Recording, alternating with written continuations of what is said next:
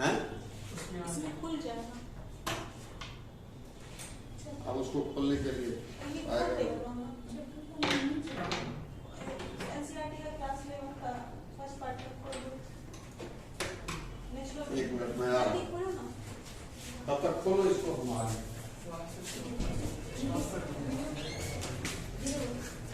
भाई हटते आंसर कर। रजिस्ट्रेशन कहते किसको है पहले ये बताओ, कौन बताइएगा?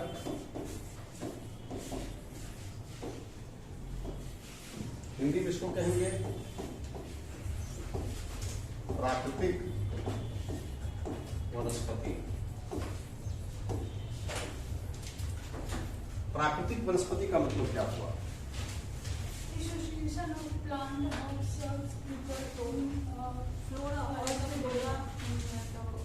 फ्लोरा है, फौना।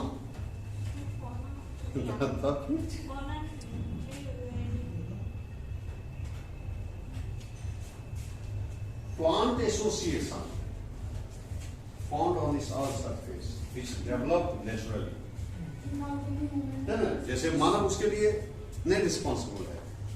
आप अगर गमला में प्लांट लगाइएगा तो उसको नियमित पानी देना पड़ेगा, क्योंकि उसका धरती से कनेक्शन है।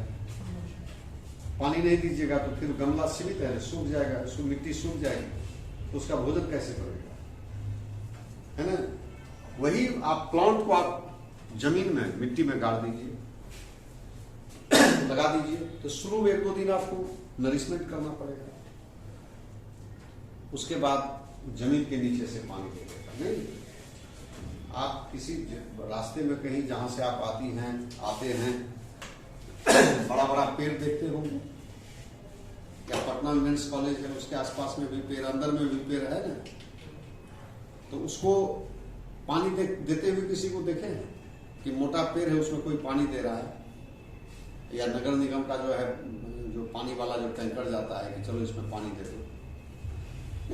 हाँ, कोई प्लांट अगर लगाया है कहीं सड़क के किनारे तो उसको देना पड़ता है शुरू में, उसके बाद फिर वो जमीन के नीचे से अपनी रूट को लंबा कर लेता है, धरती के नीचे से पानी को एब्जॉर्ब कर लेता है, लवण को प्राप्त कर लेता है, सारा न्यूट्रिएंट्स को प्राप्त करता है, सर्वाइव करता है। बात समझ रहे? तो पृथ्वी पर पाए जाने वाले समस्त वनस्पति साहचर्य प्लांट एसोसिएशन जो प्राकृतिक कारणों से विकसित होते हैं,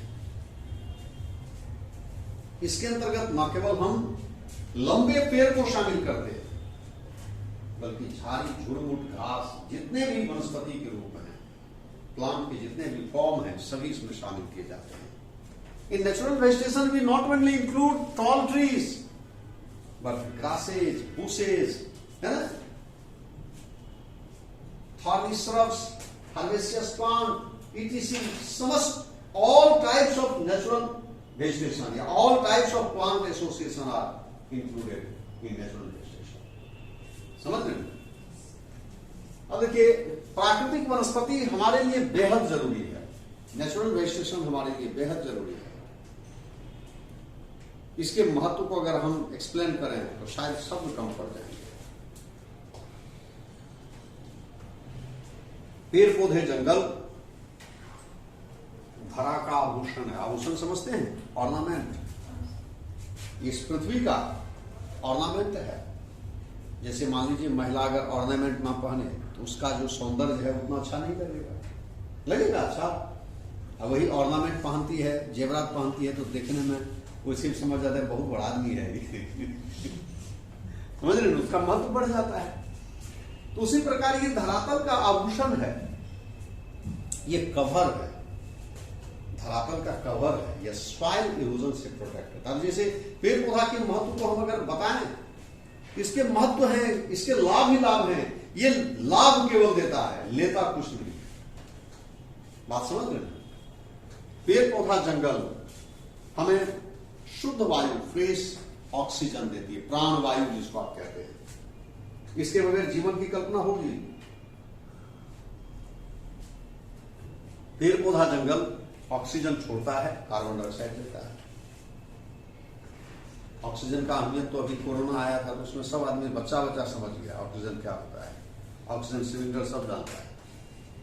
समझ रहे हैं? उसके बाद CO2 गैस को एब्जॉर्ब करता है, जिससे ग्लोबल वार्मिंग को ये कंट्रोल करता है। पेड़ पौधा जंगल नहीं होगा तो क्या होगा? जैसे आप कहते हैं ना, सुनते हैं पेपर में हर जगह ग्लोबल वार्मिंग, घूमंडलीय तापमान।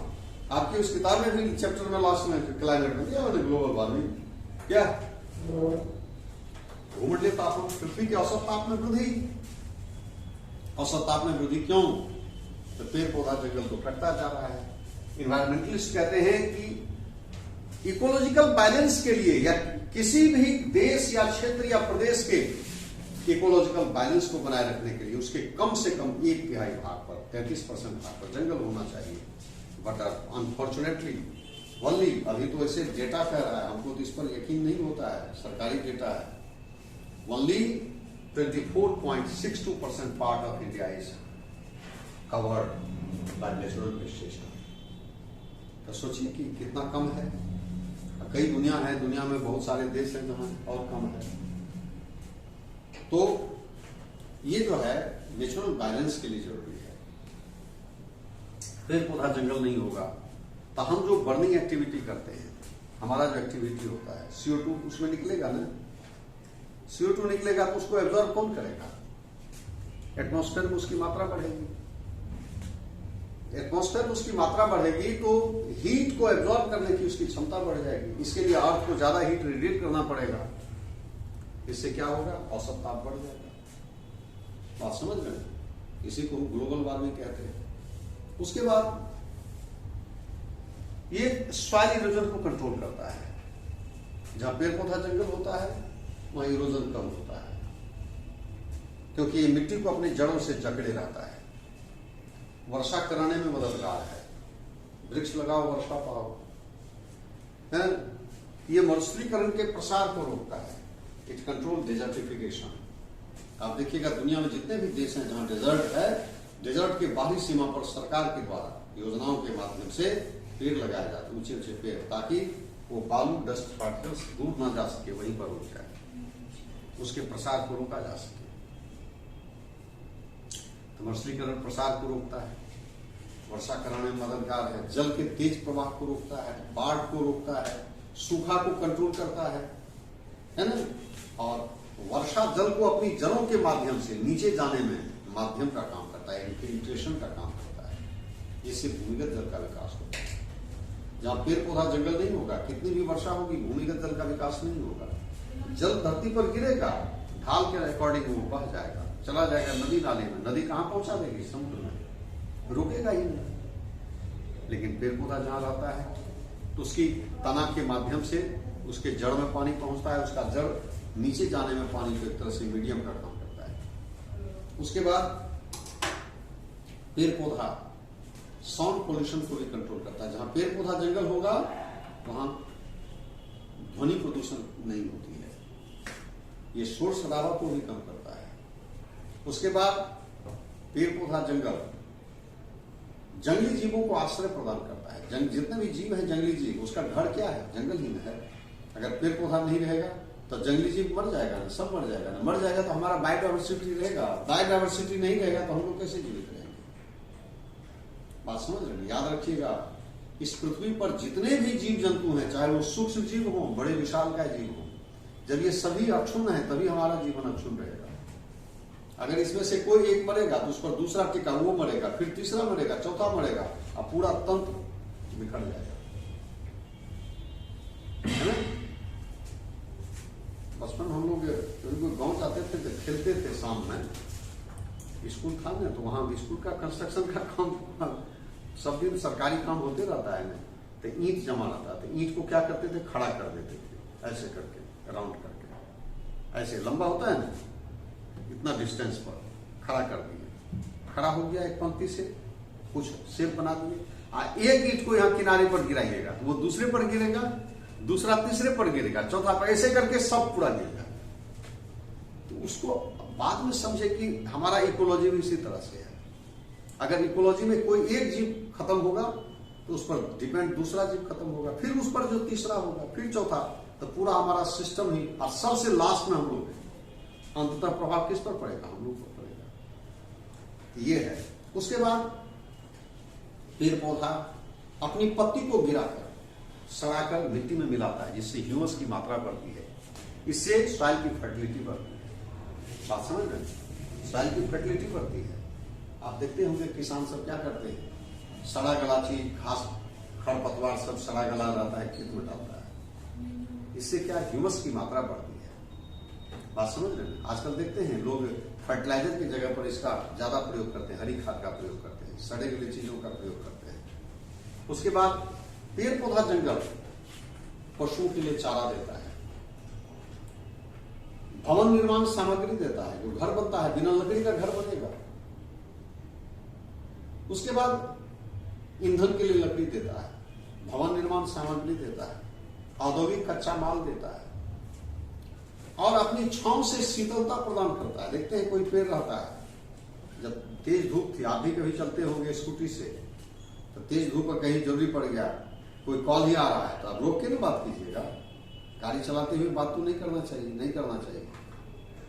रोड बहुत व्यस्त रहता है, आप रोकिएगा तो धूप में खड़ा होकर कहाँ बात कीजिए। देखते हैं कि पेड़ कहीं है छाया में, आप रुक जाते हैं, वहां होता है ना साहब। तो छांव से शीतलता प्रदान करता है, और सबसे अंत में ये अपने मीठे फल से हमें आनंदित करता है। तो पेड़ का केवल लाभ है। पेड़ पौधे जंगल पृथ्वी रूपी शरीर का फेफड़ा है। It is just like lungs of earth. पृथ्वी का लंग्स है, तो हमारा लंग्स जैसे इंसान का, जीव का लंग्स जब तक सुरक्षित रहेगा तो जीवन चलेगा। अगर संक्रमण हो जाएगा लंग्स में तो जीवन रहेगा, खत्म हो जाएगा। आप समझ रहे? ये सब महत्व है पेड़ का। तो प्राकृतिक वनस्पति का ये बात है। हमारे प्राचीन धर्म ग्रंथ विष्णु पुराण, अग्नि पुराण,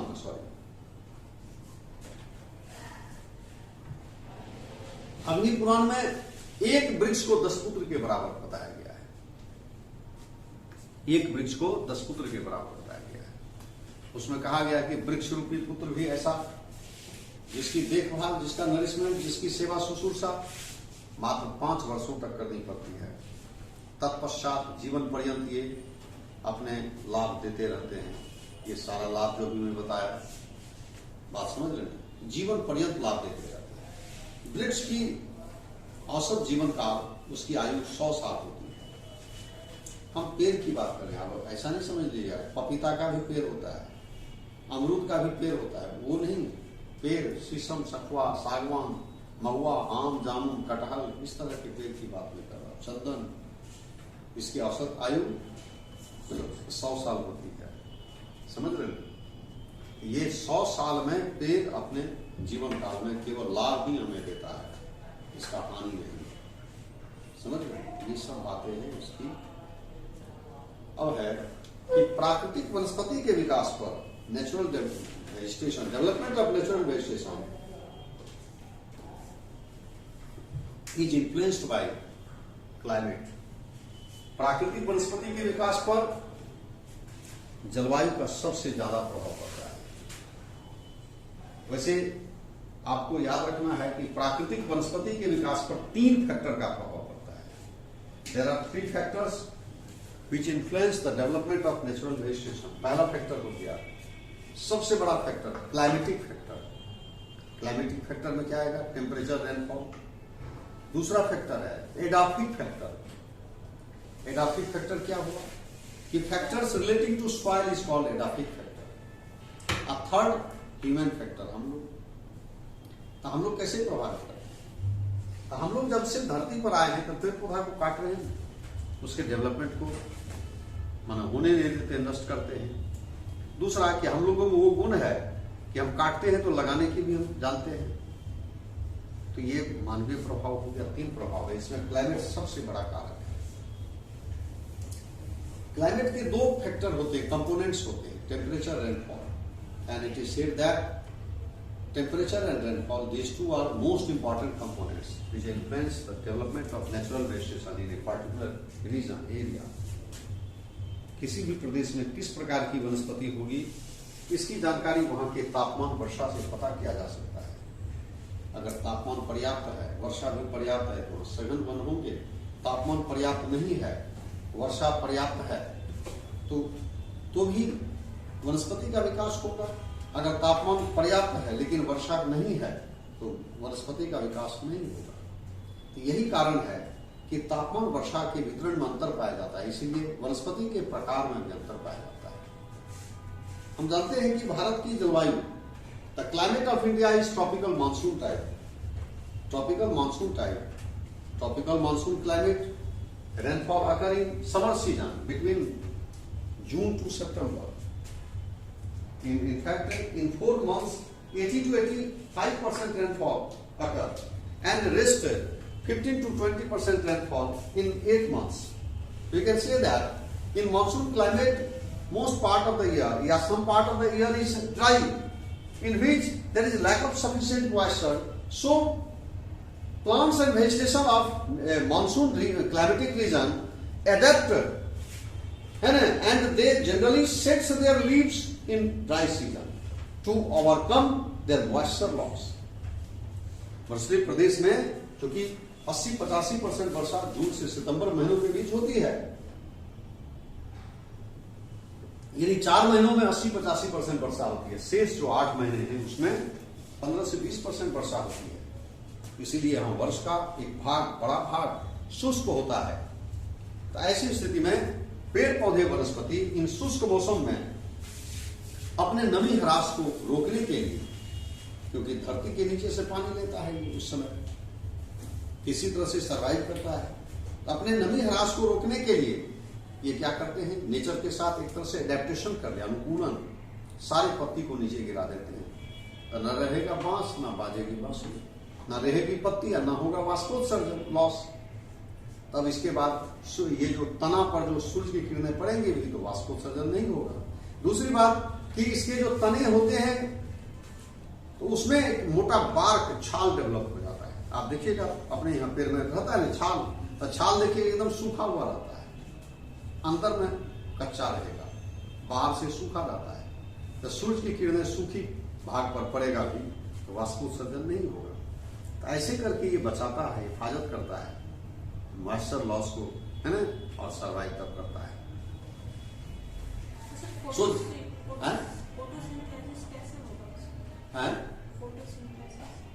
फोटोसिंथेसिस, फोटोसिंथेसिस बाबू किससे होता है? पत्ती से नहीं होता है। पत्ती झड़ गया तो वो जो है उस बीच में पत्ती झड़ता है, इसके बाद भी ऊपर का जो टहनी होता है थोड़ा सा हरापन रहता है, जहां पत्ती गिरता है इसको आप देखिएगा, है ना। जैसे ऊंट कैसे कम पानी में भी काम चला लेता है महीना 2 महीना तक, क्योंकि उसके पास हेल्प होता है, कुबर होता है, उसमें फैट रहता है, बात समझ रहे हैं। तो उसी तरह से इसके जड़ में नहीं, ऊपर जो टहनी सब है, तो टहनी पर है तो सूर्य की किरणें पड़ेंगी तो मॉइस्चर लॉस नहीं होगा, लेकिन सनलाइट उसको पड़ रहा है। बाग नीचे तनाव होता है, स्ट्रेंथ होता है, और ऊपर जो जैसे शाखा है तो जहां से पत्ती गिरा है वहां हरापन रहता है, उसके माध्यम से करता है फोटोसिंथेसिस, लाइट लेता है ना। तो ये हमेशा के लिए थोड़ी रहता है, 15 दिन महीना दिन के लिए रहता है मुश्किल से। जैसे पत्ता गिरा अब फिर से पत्ता, बड़ा बड़ा पत्ता गिर गया तो तुरंत जो है 2, 4, 5 दिन 7 दिन के बाद छोटी छोटी पत्ती निकलने शुरू हो जाती है, तो उस पर सूर्य की किरणें पड़ेंगी भी तो ज्यादा मॉइस्चर लॉस नहीं होगा। पत्ता ज्यादा रहेगा तो मॉइस्चर लॉस ज्यादा होगा। इस प्रकार ये सब बातें। अब देखिए कि जनरली एज ए होल अगर आप देखें, अभी चूंकि भारत की क्लाइमेट आपने बताया कि the climate of India is tropical monsoon and natural vegetation of India is called monsoon forest. Bharat के, अगर आपको इस तरह का क्वेश्चन आता है कि भारत में किस प्रकार की प्राकृतिक वनस्पति पाई जाती है, तो आप कहिएगा मानसून प्रकार की वनस्पति, मानसून वन, मानसून फॉरेस्ट। तो अगर क्लाइमेट के लिहाज से देखा जाए तो इंडिया, पूरे भारत में मानसून प्रकार की वन पाई जाती है। मानसून वन को आप दूसरा नाम भी देंगे, पतझड़ one, deciduous forest, deciduous forest. समझ रहे बात को? भारत के प्राकृतिक वनस्पति को मानसून वन कहा जाता है या पतझड़ वन कहा जाता है, ठीक है ना, पतझड़ वन कहा जाता है। क्यों कहा जाता है? तो चूंकि यहाँ पर जून से सितंबर महीनों के बीच ज्यादातर वर्षा होती है, शेष समय शुष्क रहता है, इसीलिए इस समय शुष्क मौसम में ये अपनी पत्ती को गिरा देते हैं, इसलिए इसको पतझड़ वन कहेंगे।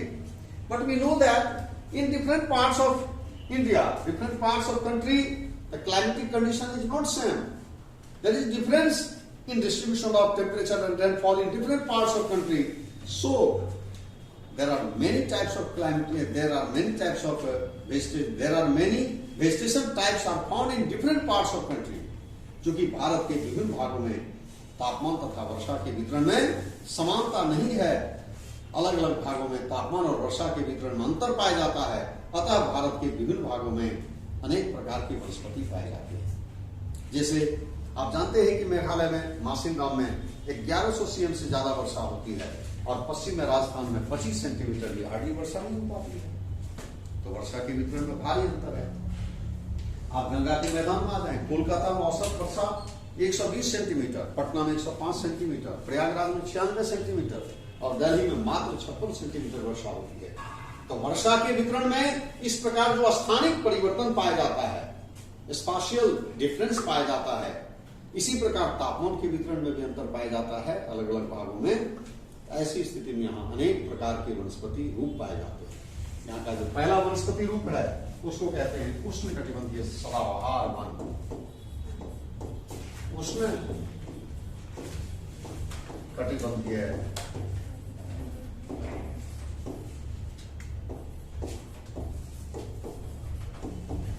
सदाबहार वन, इसको अंग्रेजी में कहेंगे tropical evergreen forest.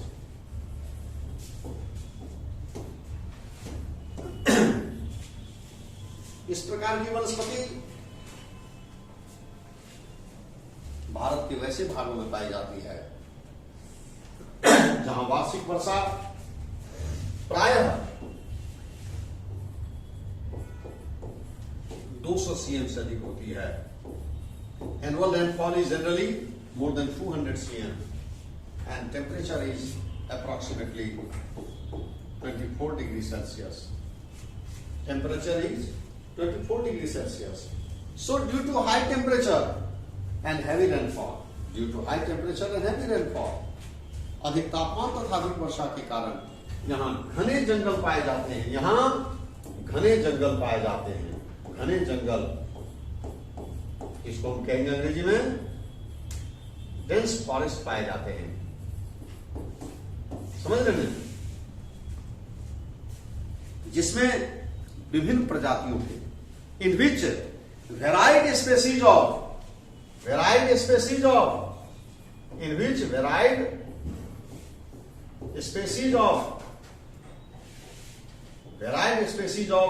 plants and trees are found, जिसमें विभिन्न प्रजातियों के वनस्पति पाए जाते हैं।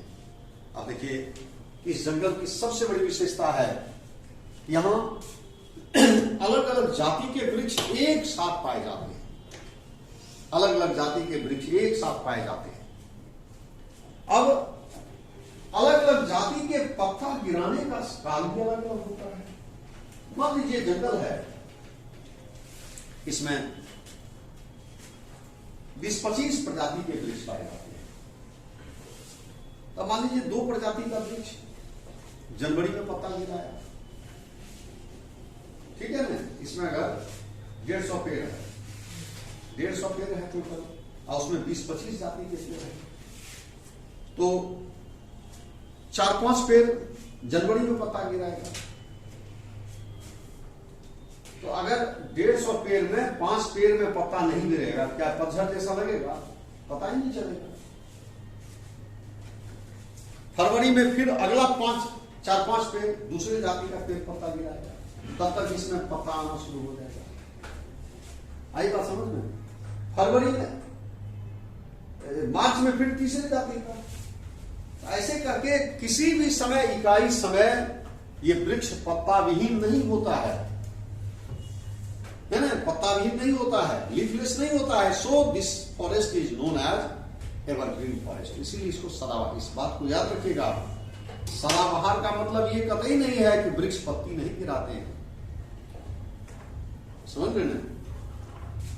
पत्ता गिराना ये नेचर की नियति है। वृक्ष अपने पत्ते को गिराएंगे तभी तो नया पत्ता आएगा। हमारे भागवत गीता का यही सार है। ये शरीर भी है एक वृक्ष के समान है और आत्मा जो है मर जाता है।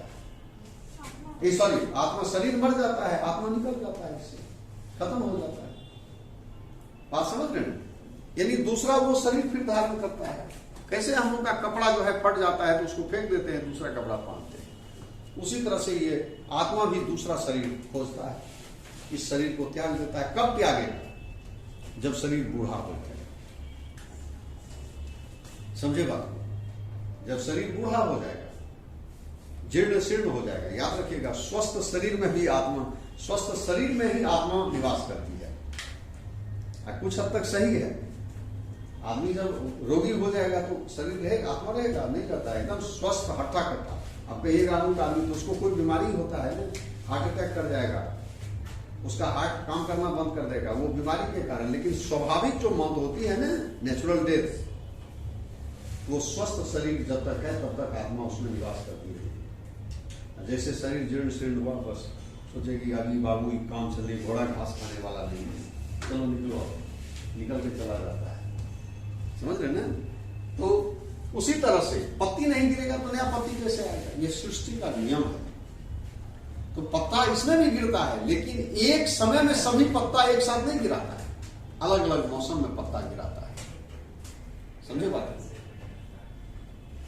तो इस तरह से जो है इसको सदाबहार वन कहते हैं। In this forest trees are very tall. इस जंगल के जो वृक्ष होते हैं काफी लंबे होते हैं।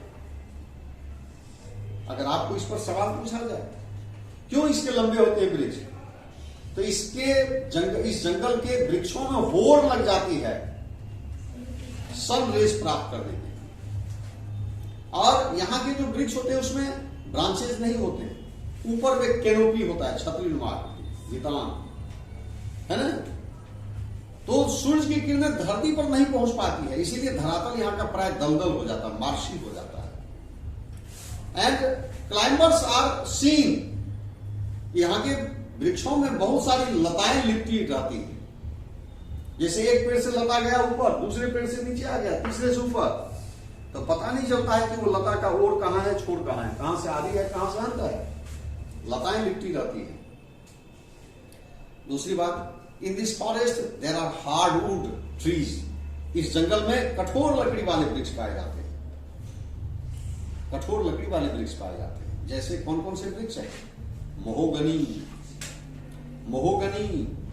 Ebony, rosewood, ironwood, mahogany, ebony, rosewood, ironwood, तून, तुलसर, नागकेसर, गुर्जन स्पेशली असम में पाया जाता है।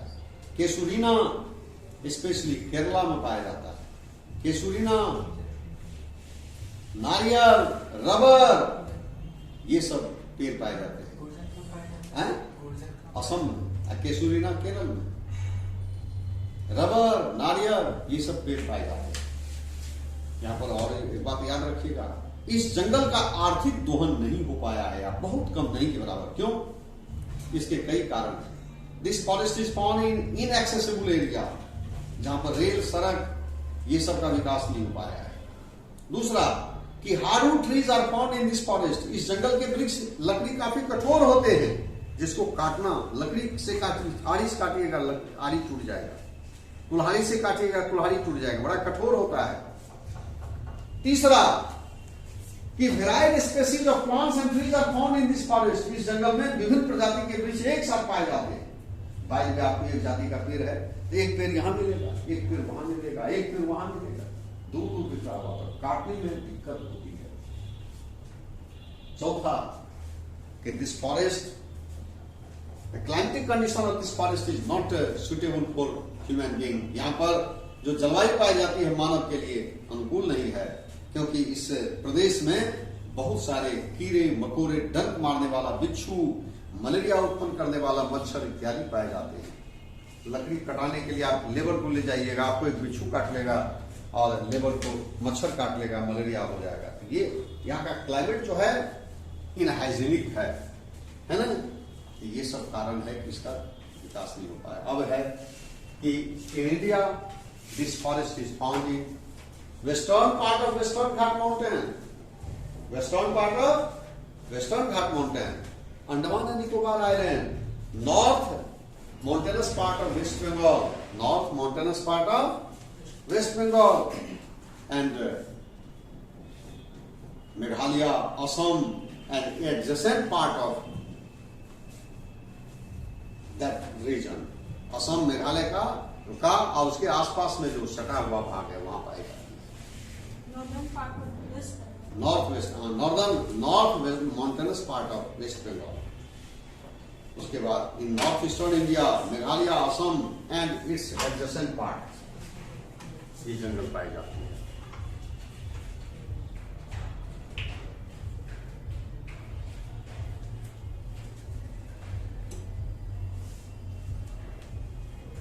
अब दूसरा है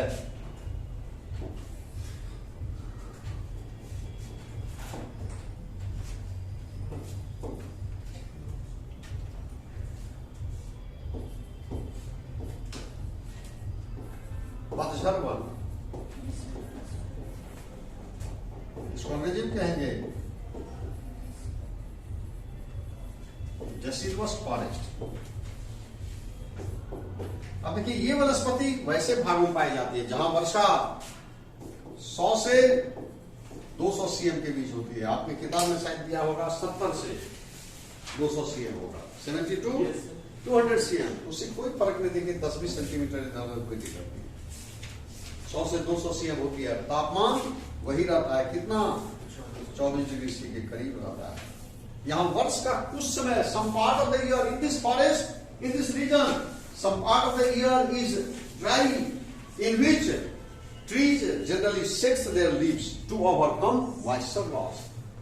इस प्रदेश में वर्ष का कुछ समय शुष्क होता है जिसमें पेड़ पौधे अपने पत्ती को गिरा देते हैं ताकि वो नमी ह्रास को रोक सके। इसीलिए so it is called deciduous forest also, इसीलिए इसको पतझड़ जंगल कहा जाता है। In this forest, economic important trees are found. इस जंगल में आर्थिक महत्व वाले लकड़ी के वृक्ष पाए जाते हैं, है ना। सच है, टीक नाम सुने हैं? टीक को हिंदी में सागवान कहा जाता है, जानते हैं नाम? साल, साल को सखुआ कहा जाता है, नाम सुने हैं? सैंडलवुड नाम सुने हैं? चंदन। उसके बाद शीशम नाम सुने हैं? शीशम, आम, मैंगो, आम का नाम सुने हैं? अभी भी मार्केट में आम मिलता है। आम, जामुन, जामुन का नाम सुने हैं? वो खाने वाला जो होता है जामुन, काला काला, बहुत फायदेमंद होता है, सेहतमंद होता है जामुन। हालांकि हम लोग जो बचपन में देखते थे, गांव जाते थे ना, 2 तरह का जामुन होता है। एक अखड़िया जामुन, बड़ा बड़ा फल होता है, बढ़िया। एक होता है भदैया जामुन। अभी जो है तो भदैया जामुन जो है जब बरसात के समय में तो खूब फलता था वो भी, तो वो जामुन खाने के बाद बुखार होना था, तबीयत खराब हो जाती थी। अखड़िया जामुन उसका तो जवाब ही नहीं है। मेरे गांव में जामुन का वैसे तो बहुत सारा पेड़ था, लेकिन एक बड़ा पेड़ था, हमको लगता है कि 10 कट्ठा में उसका डायमीटर हो रहा था, मतलब उस पर अथाह जामुन था। एक नहीं हुए, तुलसीदास जी लिखे हैं कि तुलसी संत सोम तरु फुलही फलही पर हेत, इतते वो पाहन हने उतते वो फल दे। यानी तुलसीदास लिखे हैं कि संत की जो प्रवृत्ति होती है ना, फल देने वाले वृक्ष के समान होती है। जैसे फल वाले वृक्ष में आप एक ढेला मारते हैं, पत्थर मारते हैं, तो वो इसका बुरा नहीं मानता है, उसके बदले में आपको फल देता है। तो उसी तरह से संत को आप कुछ भी कह दीजिए ना आवश्यक, तो आपको उसका बुरा नहीं मानेगा, आपको आशीर्वाद ही देगा। तो संत की एक प्रवृत्ति होती है, स्वभाव होता है। तो उस जामुन में हम लोग भी खाए। उसी जामुन में हम लोग जब बहुत बच्चा थे ना, तो मेरे गाँव में एक समय बहुत लंपट लोग हुआ करता था। एक आदमी चढ़ गया ऊपर पेड़ पर, देख रहा था उधर से रेलवे स्टेशन, रेलवे लाइन था ना, उसमें तो छुक छुक गाड़ी चलती थी धुआं वाला ना। तो उसको कहा कि कोई पूछा कि क्या करे, तो कहा कि देख रहे हैं तू गाड़ी जा रही है उसी को। ऊपर से काफी ऊंचा बड़ा पेड़ था, तो संजोग से जो है वो गिर गया, तो बच गया, काफी है पैर हाथ सब टूटा है। बच है उसका डाल होता है, सब कमजोर होता है। बाबू ऐसा भी कुछ नहीं है, मोटा डाल रहेगा तो काहे कमजोर होगा। आप पकड़का डाल पर इतना भारी भरकम आदमी चल रहा है, ऊपर में बहुत आदमी है चढ़ जाता था, उसको ऐसे ऐसे हिलाता था। जो पका हुआ जामुन है सब मिलता था, समझ रहे। इतना बड़ा बड़ा जामुन है, इतना टेस्टी मीठा खाने में। बहुत तो हम लोग के घर पर इतना चोकरी में ऐसे ऐसे करके जामुन आता था, और खूब लोग शौक से था, इसीलिए स्वस्थ रहता। जामुन का बहुत सारा फायदा, एंटीऑक्सीडेंट होता है, उससे पाइल्स वगैरह जो है उसका भी प्रॉब्लम दूर होता है। उसके बाद ये जो क्या कहते हैं, जो डायबिटीज वगैरह होता है, बहुत सारा इसका फायदा है। वही अखड़िया जामुन जो है, कभी कभी चल जाते थे हम लोग ग्रुप में, तो अखड़िया जामुन भी खा लेते थे, खूब खा लेते थे। मैंने जंगल में जामुन का बहुत सारा पेड़ था, इतना करके लगा रहता था, समझ रहे हैं। तो हम लोग वो नहीं खा, ऊपर पेड़ पर जो है चढ़ के वो जामुन तोड़ के एकदम खाया हुआ था, समझ रहे हैं। कहीं ऐसा नहीं कि हम लोग भी गिरे हैं पेड़ से। अभी तो हाल की बात है, 91 की बात है, मैं गांव गया था, आम जो है तोड़ रहा था, फिसल गया, इतना जोर से चोट लगाई कि मैंने माथा में, कनपट्टी में, तो सनसनाते रहा। उसके बाद दवाई वाली ठीक हो गई। तो जामुन, कटहल नाम सुने हैं, जैक फ्रूट इसको कहा जाता है, जैक फ्रूट। जैक फ्रूट जानते हैं? कटहल बहुत मैंने जो है नया चीज, कटहल खाए हैं आप लोग? पका हुआ की खाली सब्जी वाला? तो पका हुआ वही बाहर का ना। मेरे ससुराल में कटहल बहुत ज्यादा फलता है।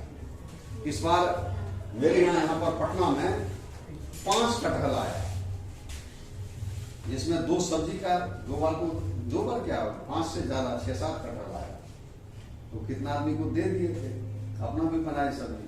अब अपना कम है, छोटा परिवार है, कौन खाएगा आदमी। तो दाई काम करने वाले उसको दे दिए, और जो दूसरे एरिया में रहते थे पहले का दाई, वो भी उसको भी मैंने जो है भिजवा दिए। और उसके बाद एक कटहल आया था पिछले माह में, जुलाई में, 17-18 जुलाई के आसपास, इतना बड़ा था, पक गया। और उसको पका हुआ जो है बहुत दिन के बाद। मेरे ससुराल में सही में कटहल बहुत ज्यादा है, इतना उसमें फलता है हम लोग को, बड़ा बड़ा पेड़ है। अब फलता है इतना, जो मैंने 2000-4000 कटहल रहता है, जड़ से लेके ऊपर तक भरा हुआ है। तो वो लोग जो है साला सब ये सब जॉब करता है, नौकरी करता है, तो दिन भर इधर उधर रहेगा। तो है तो कोई तोड़ के गिरा पका हुआ तो ले जाता है बगल का। रात में बहुत आदमी तोड़ भी लेता है, चुरा। तो कितना भी चुराता है तो है ही इतना ज्यादा नहीं। वो रिकॉर्ड उसके यहाँ एक से एक जो है वैरायटी सब है, समझ रहे। और बहुत टेस्टी उसका होता है। तो बाजार का ही सब उतना बढ़िया कटहल नहीं होता। तो कटहल भी इसी जंगल में पाया जाता है। उसके बाद कटहल के बाद महुआ का नाम सुने हैं? देखे हैं महुआ? इसका लकड़ी बहुत कठोर होता है, मजबूत होता है, समझ रहे हैं। महुआ का पेड़ भी बड़ा बड़ा होता है, महुआ। उसके बाद महुआ के बाद खैर का नाम सुने हैं? जिससे कत्था बनता है, इसी पेड़ से, लकड़ी से। खैर लकड़ी का हवन सब में भी, रिचुअल्स में भी कुछ यूज होता है। ये सब वृक्ष पाए जाते हैं। उसके बाद एक और है गमहार, बहुत महंगा लकड़ी होता है गमहार। इसका पत्ता इतना चौड़ा चौड़ा होता है, गोल टाइप का, और इसका लकड़ी बहुत सॉफ्ट और बहुत मजबूत होता है। बहुत महंगा ये लकड़ी होता है। ये सब पेड़ पाए जाते हैं। इसीलिए इस जंगल का सबसे ज्यादा आर्थिक दोहन हुआ है। एक बात याद रखिए, इस जंगल का राजा कौन हुआ? टी। जंगल का राजा हुआ इस जंगल का, समझ रहे हैं? भारत में इस प्रकार की वनस्पति, इन India this forest is found in small passage in different parts of country. छोटे छोटे टुकड़े में कई भागों में पाए जाते हैं, जैसे ईस्टर्न स्लोप ऑफ या eastern part of western Ghat mountain, पश्चिमी घाट पर्वत के पूर्वी भाग है ना, मालवा प्लेटू, मालवा पठार, छत्तीसगढ़, एमपी, ओडिशा, ईस्टर्न घाट माउंटेन है ना, कर्नाटका तो हो गया ईस्टर्न पार्ट में, उसके बाद फिर Jharkhand, north mountainous part of waste Bengal, उसके बाद फिर आ जाइए आप इस तरफ तराई रीजन ऑफ हिमालय के तराई क्षेत्र में, समझ रहे बात को? इस तरह के जंगल पाए जाते हैं, इस तरह के पेड़ पाए जाते हैं, ठीक है? तो ये जो है सेकंड वाला वनस्पति हो गया। अब थर्ड है ड्राई डेसिडुअस फॉरेस्ट, तो उसको अगले दिन पढ़ेंगे। और इसमें कोई दिक्कत है तो आप लोग बोलिए।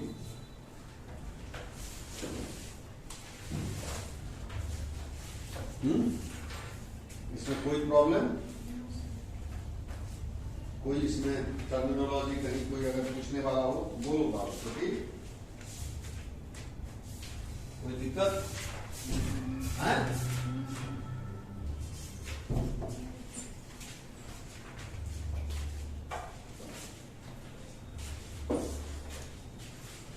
इसमें किस पेड़ को नहीं जानती हो? है कांटा होता है, बहुत खतरनाक कांटा इसका होता है, इतना छोटा छोटा टेढ़ा होता है। कम्हार का पेड़ जो है उसको मैं पानी है?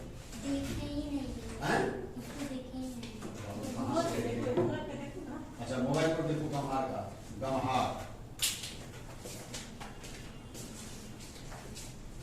लकड़ी बहुत महंगा होता है कम्हार। स्वामी पर जाओगे ना, इसका रेट बहुत ज्यादा बताएगा, एक तो ठग भी लेता है, पटना में पहले यही पलंग जो है ना, घर में सोचे कि बनवा ही लेंगे, लकड़ी खरीद के ले लेंगे जी पटना में। तो एक कारपेंटर एक आदमी थे, बोले कि बढ़िया अपना बढ़िया है, उसको पूछे तो सब पत्ता चौड़ा चौड़ा होता है, देखिए पेड़ देखिए उसका चौड़ा इतना बड़ा हुआ है, इस तरह का पत्ता होता है।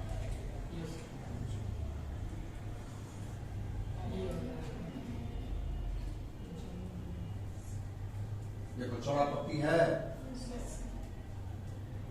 देखो यही गंवार है इसका, देखें हाँ सफेद टाइप का इसका तना होता है, यही है गंवार। लकड़ी बहुत कीमती होता है इसका, बहुत कीमती और सॉफ्ट होता है। सागवान से कितना बना है? सागवान से कितना बना? सागवान तो सबसे महंगा उसका, लेकिन इसका महत्व है, जैसे नाम है इसका गमहार, अगर घर में वास्तु के हिसाब से यूज किया जाए तो गम को हरता है, गम को हरने वाला गमहार नाम इसलिए बताया है। जैसे हम लोग यहाँ उपनयन होता है, उसमें गम्हार की लकड़ी की जरूरत पड़ती है। उपनयन संस्कार जानती हो ना? अब अगले साल मेरा बच्चा है, उसका उपनयन करना पड़ेगा, बहुत लेट हो गया है, पहले हुआ बहुत खर्चा होता है, सही बात है। पैसे नहीं हो रहा इसलिए नहीं कर रहे हैं, नहीं तो कर नहीं रहते हुए, बहुत खर्चा हो रहा है। तो उसमें गम्हार का भी लकड़ी, तो मेरे पास अपने बगीचा में नहीं है गम्हार का पेड़, तो ससुराल में है गम्हार का पेड़, वहां से लकड़ी मिल जाएगा, समझ आएगा। और उसके बाद और पेड़ कौन नहीं जानती है? खैर जानती है, खैर जो है छोटा छोटा इसका पत्ती होता है, इमली जानती है? हाँ देखो यही खैर है, यही खैर। इसका पेड़, खैर का पेड़ सीधा नहीं होगा, एकदम टेढ़ा मेढ़ा, एकदम जीग जाए। इमली का पत्ता न बोले, इतना छोटा छोटा, इतना छोटा छोटा खैर का पत्ता है। ये तो वो उसका पेड़ होता है, आंवला के पेड़ का। हाँ आंवला का पत्ता तो थोड़ा सा बड़ा, उससे छोटा ही होता है। समी देखी है?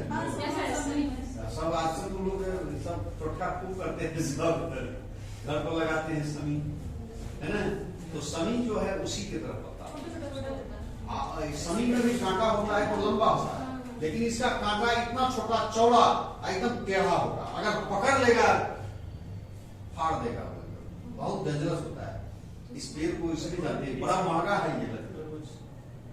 खैर के पेड़ को आम आदमी आप नहीं बेच सकते हैं किसी के हाथ, ये जब भी खरीदेगी सरकार खरीदेगी, इस पर बैन लगा हुआ है। एक तो समाप्त हो रहा है, इसकी संख्या कम है, दूसरा है इससे कथा बनता है, कथा का प्रयोग पान और गुटखा में तो होता ही है, साथ साथ दवाई में भी कथा का प्रयोग होता है।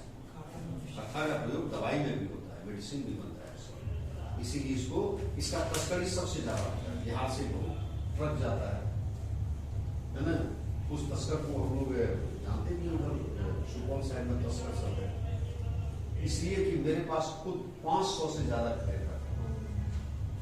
अभी की कीमत अभी के समय में 50 लाख से ज्यादा उसका कीमत। हम लोग गांव में नहीं रहते थे, पेड़ को सब 10 कट्ठा में खाली खैर का ही पेड़ इतना मोटा मोटा हो गया था। अब अपने आप जो है कोई लगाया नहीं, अपने आप जो है पहले उसमें खड़ होता था, खड़ समझती है, घास नहीं होता है, वो होता था अपने आप, उसमें कोई फसल नहीं होता था। तो उसके बाद खड़ के बाद उसमें वही खैर का पेड़ कहां से उसका बीज आ गया है उड़ के हवा में, अब पूरा भर गया है,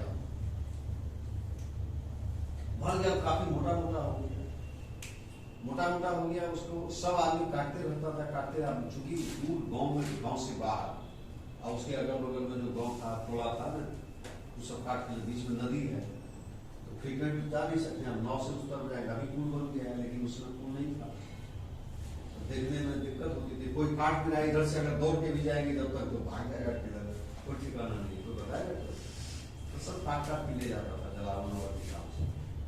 एक बार याद है हम लोग को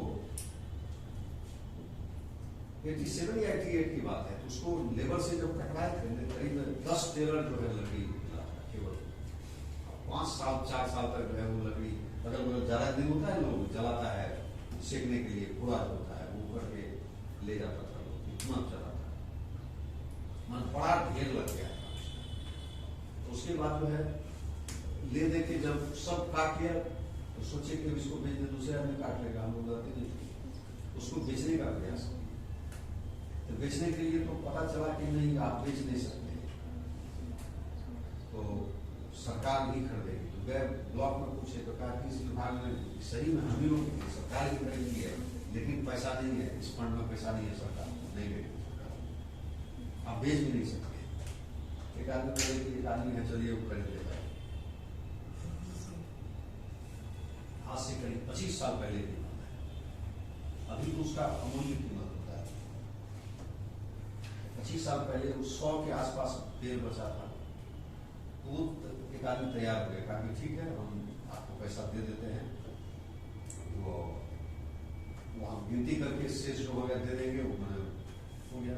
बस 2-3 हिदायत किया, ताकि मेरा आदमी जाएगा AK-47 लेके रहेगा और देना, अब काटेगा लेबर, काट के बगल में नदी पर नाव पर सब चढ़ाएगा लेबर, और दूर मेरा ट्रक रहेगा लगा हुआ, उस पर लाद के हम ले चले जाएंगे। लेकिन आप ध्यान रखिएगा कि आपके यहाँ से गाँव से कोई थाना में खबर न कर दे, थाना में खबर कर देगा तो हमको दिक्कत नहीं होगा, लेकिन आपको दिक्कत हो जाएगा। ये सब प्रक्रिया सुनने के बाद में कहते हैं हम लोग काम कर लेंगे, ऐसा काम नहीं करना।